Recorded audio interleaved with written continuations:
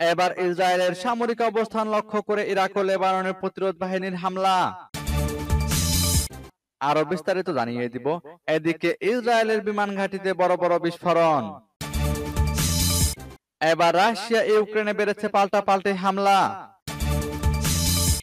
এদিকে জাতিসংঘের ভাষণে পশ্চিমাদের যে সতর্ক বার্তা দিলেন এরদোগান। আরো জানিয়ে দিব। এদিকে প্রশান্ত মহাসাগরীয় আন্তঃমহাদেশীয় ক্ষেপণাস্ত্রের আন্তঃমহাদেশীয় ক্ষেপণাস্ত্রের সফল পরীক্ষা চালালো চীন। এবার ইসরায়েল হিজবুল্লাহ রাতভর পাল্টাপাল্টি হামলা। এবং সর্বশেষে জানিয়ে দিব। এদিকে ইসরায়েলি বোমায় কাঁপছে লেবানন, ঝুঁকিতে মধ্যপ্রাচ্য। শুনছিলেন সংবাদ শিরোনাম, এখন বিস্তারিত।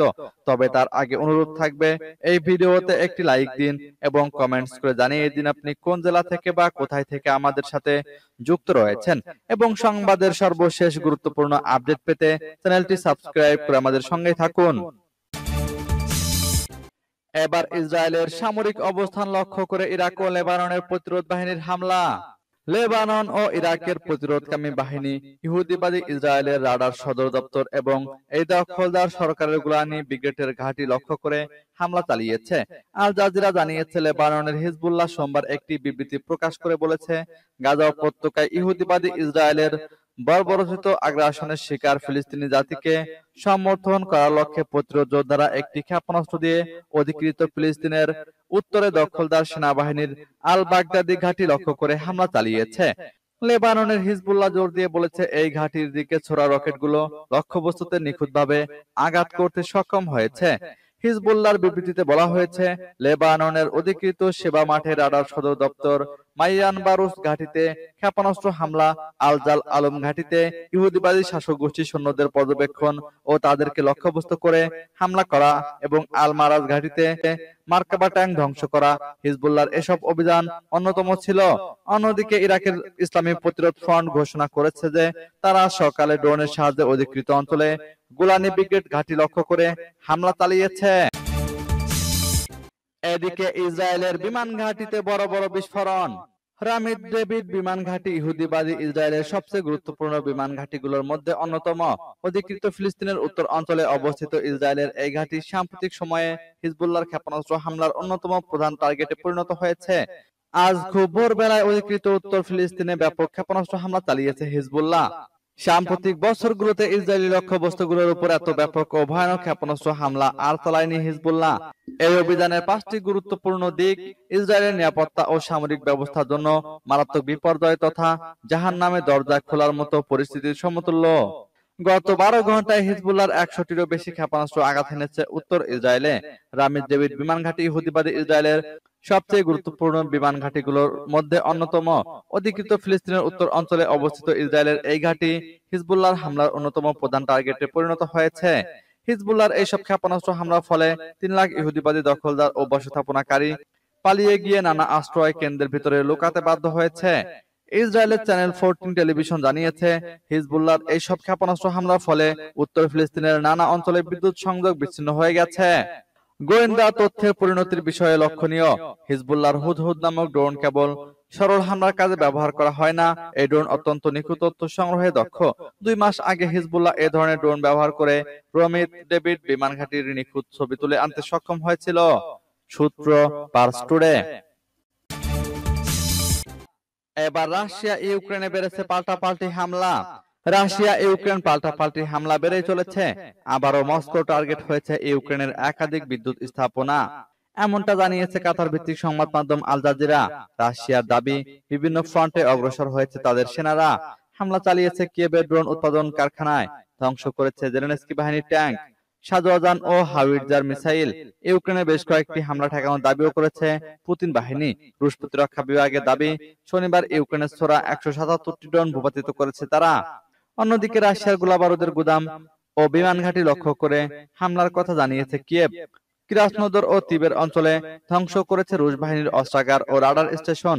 কালুগা অঞ্চলে রাশিয়ার সামরিক ঘাঁটি লক্ষ্য করে ছুড়েছে ড্রোন। এদিকে জাতিসংঘের ভাষণে পশ্চিমাদের যে সতর্ক বার্তা দিলেন এরদোগান। গাজা উপত্যকা নিয়ে নিষ্ক্রিয় ভূমিকা পালনের জন্য পশ্চিমা ও জাতিসংঘের করা সমালোচনা করেছেন তুরস্কের প্রেসিডেন্ট রিসেপ তাইয়েপ এরদোগান। একই সঙ্গে ইসরায়েলের বিরুদ্ধে ফিলিস্তিনি গাজায় শিশু ও নারীদের জন্য বিশ্বের সবচেয়ে বড় কবরস্থানে পরিণত করার অভিযোগ তুলেছেন তিনি। স্থানীয় সময় মঙ্গলবার নিউ ইয়র্কে জাতিসংঘের সাধারণ পরিষদে ভাষণ দেওয়ার সময় তিনি এসব কথা বলেন। খবর আল জাজিরার। এরদোগান বলেন, গাজায় শুধু শিশুরাই মারা যাচ্ছে না, মরছে জাতিসংঘ ব্যবস্থা।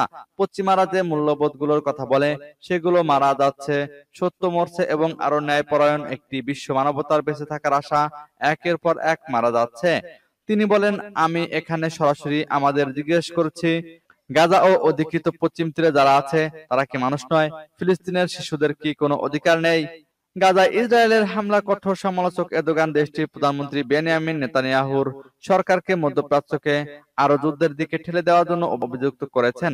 এছাড়া আন্তর্জাতিক সম্প্রদায়কে নেতানিয়াহু ও তার হত্যাকারী নেটওয়ার্ককে থামানোর আহ্বান জানান। নেতানিয়াহুকে অ্যাডলফ হিটলারের সঙ্গেও তুলনা করেছেন তিনি। আবারও ইসরায়েলি সামরিক ঘাঁটিতে হিজবুল্লাহর ভয়াবহ ক্ষেপণাস্ত্র হামলা।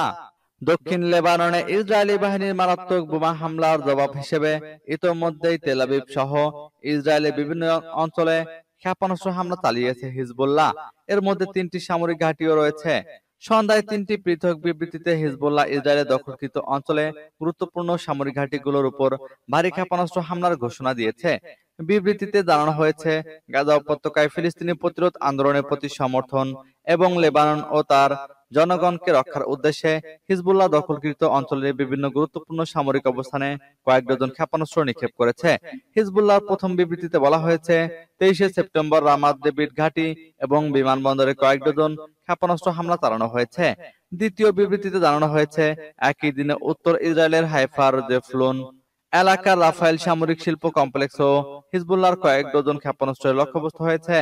তৃতীয় বিবৃতিতে বলা হয়েছে, সশস্ত্র গোষ্ঠীটির যোদ্ধারা আরো কয়েক ডজন ক্ষেপণাস্ত্র দিয়ে ইসরায়েলের আইন জাইতিম ঘাঁটিতেও আক্রমণ করেছে।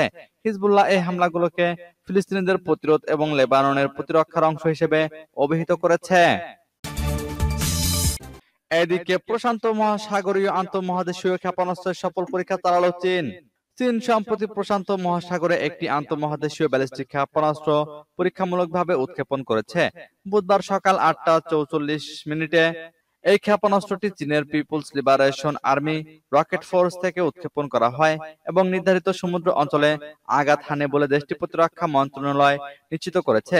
মন্ত্রণালয়ের বিবৃতিতে জানানো হয়েছে, এটি বার্ষিক প্রশিক্ষণ পরিকল্পনার অংশ এবং কোনো দেশ বা লক্ষ্যবস্তুর প্রতি নির্দেশিত ছিল না। যদিও পরীক্ষার জন্য নির্দিষ্ট ক্ষেপণাস্ত্রের নাম প্রকাশ করা হয়নি। ধারণা করা হচ্ছে এটি চীনের সর্বাধুনিক ক্ষেপণাস্ত্র DF-41, যা 2019 সালে গণপ্রজাতন্ত্রী চীনের 70 বছর পূর্তি উদযাপনের সময় প্রদর্শিত হয়েছিল। এই ক্ষেপণাস্ত্রটির পাল্লা 12,000 থেকে 15,000 কিলোমিটার পর্যন্ত হতে পারে। রাষ্ট্র পরিচালিত সিনহুয়া সংবাদ সংস্থা জানিয়েছে, পরীক্ষা শুরুর আগেই সংশ্লিষ্ট দেশগুলোকে অবহিত করা হয়েছিল।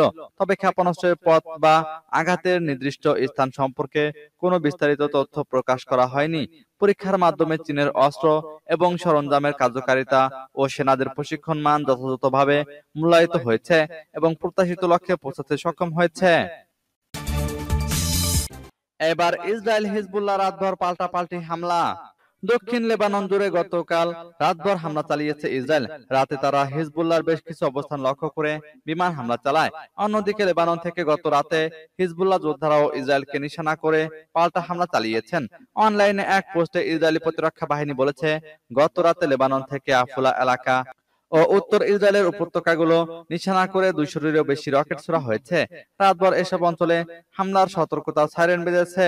হামলায় আহত হয়েছেন অন্তত 2 জন ইসরায়েলি। 2006 সালে ইসরায়েল হিজবুল্লাহ যুদ্ধের পর গত সোমবার সবচেয়ে রক্তাক্ত দিন দেখেছে লেবানন। এদিন সকাল থেকে লেবাননের দক্ষিণ অঞ্চল ও পূর্বের কয়েকটি এলাকায় তীব্র বিমান হামলা চালায় ইসরায়েল। রাজধানী বৈরুতের একটি অংশেও হামলা হয়েছে। হামলায় অন্তত 492 জন নিহত হওয়ার তথ্য দিয়েছে লেবাননের স্বাস্থ্য মন্ত্রণালয়। নিহতদের মধ্যে অন্তত 35টি শিশু রয়েছে। আহত হয়েছেন 1600 জনের বেশি মানুষ। এদিকে ইসরায়েলি হামলায় কাঁপছে লেবানন, ঝুঁকিতে মধ্যপ্রাচ্য। যুদ্ধ কবলিত মধ্যপ্রাচ্য পরিস্থিতি নতুন মোড় নিয়েছে। ফিলিস্তিনের গাজা গুঁড়িয়ে দেওয়ার পর এবার লেবাননে নির্বিচার হামলা চালিয়ে যাচ্ছে ইসরায়েল। গত সোমবার থেকে ইসরায়েলের হামলায় 558 জন নিহত হয়েছেন। এর মধ্যে সোমবার একই দিনে নিহত হয়েছেন 492 জন। সম্প্রতি গাজা থেকে দেশের উত্তরাঞ্চলে নজর ফেরানোর কথা জানিয়েছিল ইসরায়েল সরকার। এরই মধ্যে যোগাযোগ যন্ত্র, পেজার ও ওয়াকিটকি বিস্ফোরণ ঘটিয়ে লেবাননের হিজবুল্লাহ গোষ্ঠীর ভিতর নাড়িয়ে দেয় ইসরায়েল। এই ঘটনাকে হিজবুল্লাহর উপর বড় ধরনের হামলার পূর্ব প্রস্তুতি হিসেবে দেখা হচ্ছিল। এরই মধ্যে গত সোমবার থেকে গোটা লেবানন জুড়ে নির্বিচার হামলা শুরু করে ইসরায়েলি বাহিনী। সবচেয়ে বেশি হামলা হয় হিজবুল্লাহ অধ্যুষিত দক্ষিণ অঞ্চলে। হামলার আগে হিজবুল্লাহর অবস্থান থেকে দূরে সরে যেতে বাসিন্দাদের বার্তা দেয় ইসরায়েলি বাহিনী। লেবাননের স্বাস্থ্য মন্ত্রণালয় মঙ্গলবার জানিয়েছে, সোমবার থেকে ইসরায়েলি হামলায় নিহত মানুষের সংখ্যা বেড়ে 558 জনে দাঁড়িয়েছে। নিহত মানুষের মধ্যে 50 জন শিশু ও 94 জন নারী রয়েছেন। এছাড়া আহত হয়েছেন 1835 জন।